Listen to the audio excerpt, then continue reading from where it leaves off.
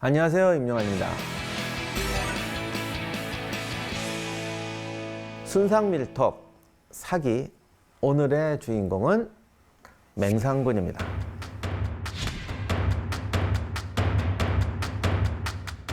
맹상군의 식객, 한 번씩은 들어봤다고 생각하실 가장 유명한 이야기일 겁니다. 국가나 조직을 운영할 때 대단히 중요하면서도 어려운 게 인재 선발입니다. 선발하는 입장에서는 인재를 파악한다는 게 잘 쉬운 게 아니거든요. 지원자들 입장에서는 상처가 되죠. 그러니까 이게 면접, 이게 시험 이런 거 가면 자기가 솔직히 탁탁 털리잖아요. 스펙, 학벌, 인맥, 유리천장 이런 것 때문에 수많은 사람들이 상처를 입습니다. 공정한 사회는 없을까? 이런 바람은 2000년, 3000년 전에도 예외가 아니었던 것 같습니다. 그런 염원을 담고 유명해진 이야기가 오늘 말씀드릴 맹상군 이야기입니다. 맹상군은 제나라의 왕족이었어요. 옛날에는 당시는 이제 봉건제이기 때문에 왕족도 어떤 땅을 분봉을 해줍니다. 그래서 이분은 설이라는 이름을 가진 땅을 영주로 받은 제후였습니다.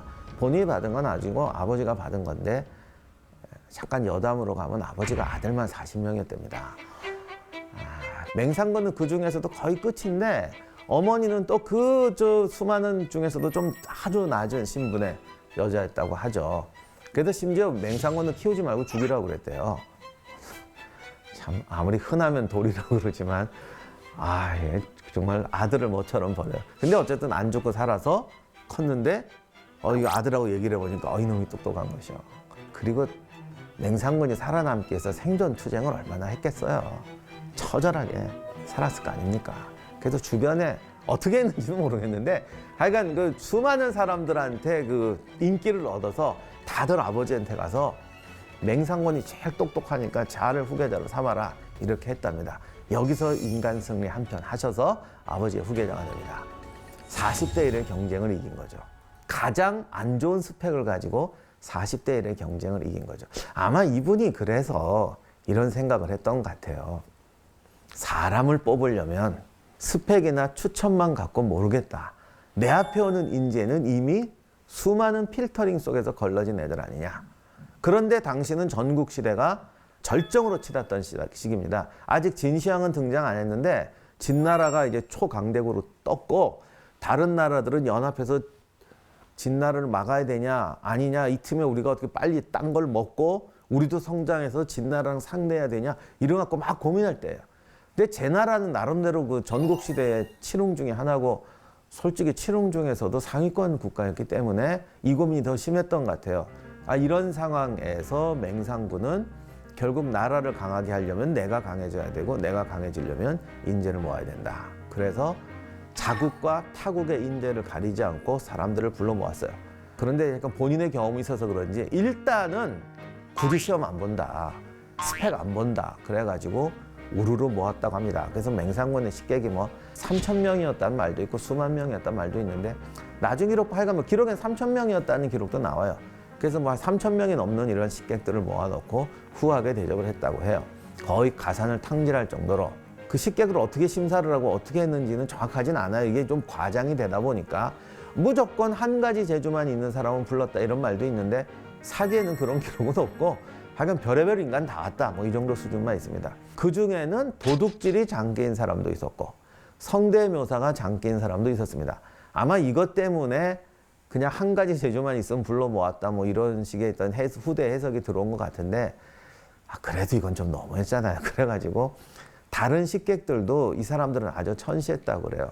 그래서 미리 말씀드리는데, 스펙 없이 모았다고 해서 다 똑같은 대접을 했느냐, 이게 또 그러면 안 돼요. 사실은 상중하가 있었고 밥상이 달랐어요. 어떻게 했는지 모르겠는데 A급, B급, C급 분류가 됩니다. 그래서 C급은 이렇게, B급은 여기, A급은 여기 이게 있었다고 해요. 아무튼 그래도 이게 어딥니까? 그래서 있었는데, 어느 날 진나라에서 맹상군을 초빙합니다. 춘추 전국시대는요, 다른 나라 사람을 자기 나라 이렇게 신하로 등용하는 게 굉장히 일상화되어 있었어요. 그래서 이제 진나라가 그때 완전히 떠오르는 별이었으니까 이제 전 세계래. 그땐 전 세계지. 전국에서 인재를 등용하는데 진나라는 그때 셌잖아요. 사실 맹상군은 제 나라 사람이고 제 나라 왕족인데 쟤 우리한테 보내.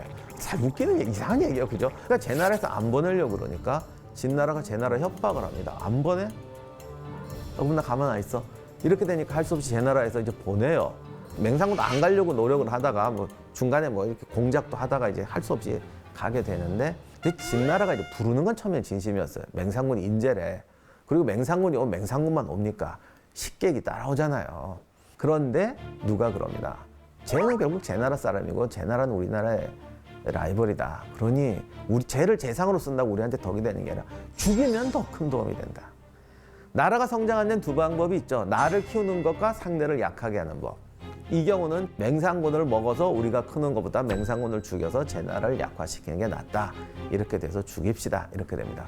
도착하고 나니까 재상으로 임명하기는커녕 죽이겠다는 거예요. 맹상군은 생명의 위험을 느끼게 되고 이제 진나라를 탈출할 방안을 모색하게 됩니다.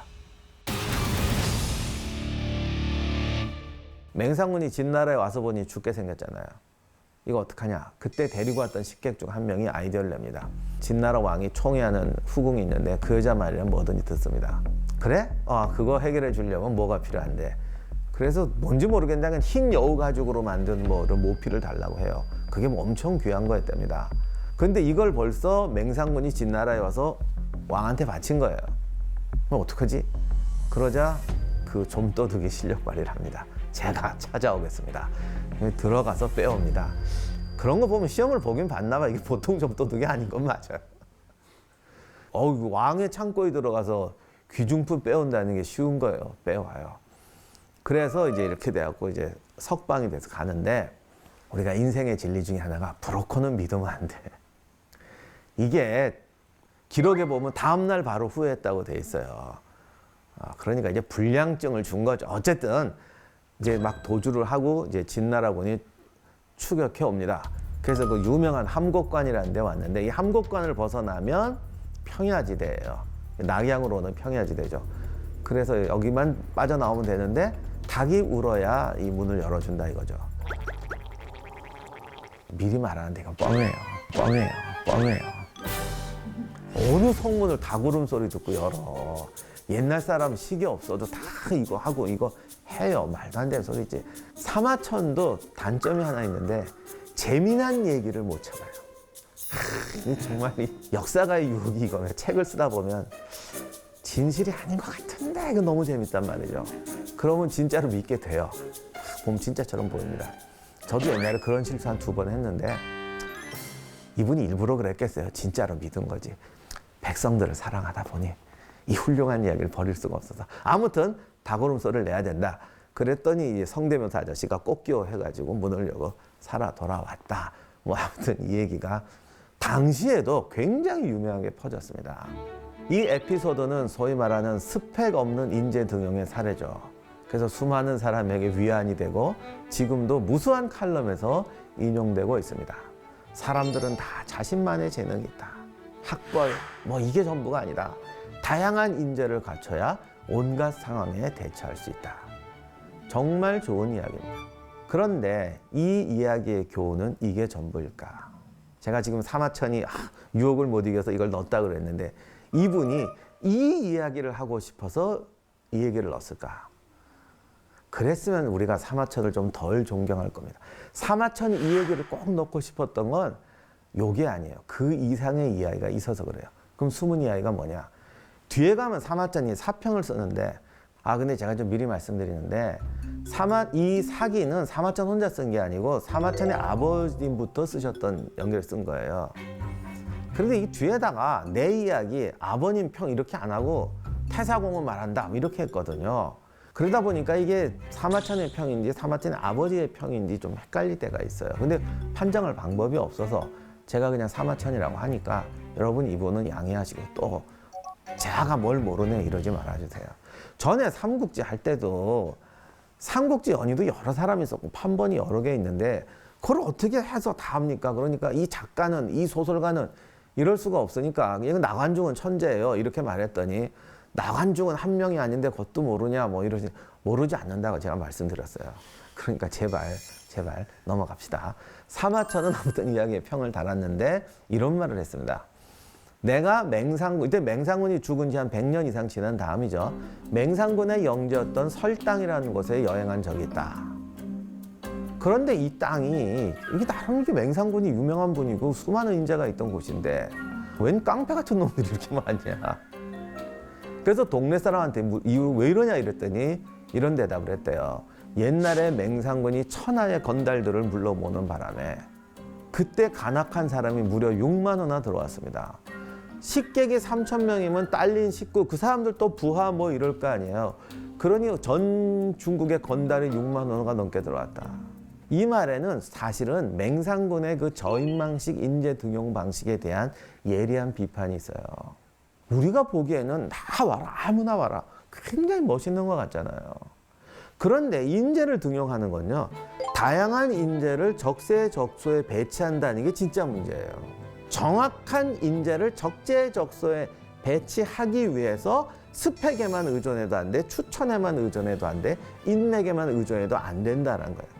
그런데 많은 분들이 스펙, 학벌 이런 거 때문이야 라고 해서 그거 없애버리자. 다 불러. 그러면 이건 사실은 인재 선발의 포기예요. 어떤 의미로 보면 더 어려워진다고요.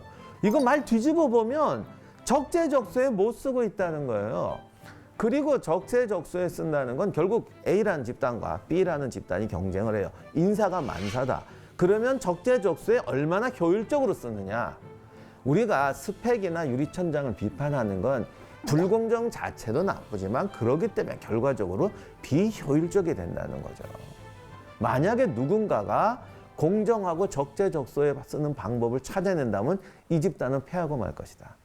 그리고 이런 저인망식 방식은 후유증도 엄청나게 크다. 사실 맹상군이 이렇게 하니까 다음에 제가 말씀드리겠지만 전국시대 4공자라고 있는데 이 공자들이 다 이런 방법을 써서 나중에는 식객 경쟁 대회가 돼요. 너 몇 명이야? 나 몇 명 있어. 이거 나쁘게 말하면 내가 더 비효율적이란 말이 돼요. 어떻게 보면 맹상군이 살았던 시대는 정말 절체절명의 시대고 맹상군 자체도 수많은 이런 위기를 뚫고 치열한 경쟁 속에서 올라가야 됐기 때문에 이런 편법을 사용할 수밖에 없었겠죠. 그 부분은 어쩔 수 없지만 한 국가를 운영하고 장기적인 대책을 세울 때는 편법으로 운영할 수는 없는 거죠. 절대 국가가 건강하게 성장하는 방법은 아니다. 이 말이 사마천의 이야기 속에 숨어 있는 겁니다. 다만 사마천은 이렇게 예리하게 말을 안 합니다. 이게 장점이 단점인지 모르겠는데 툭 던지고 휙 넘어가고 툭 던지고 휙 넘어가요. 그건 왜 그런지는 나중에 차차 말씀드리도록 하겠습니다. 어떤 식으로 인재를 등용해야 된다는 말은? 바로 그런 건 다음번에.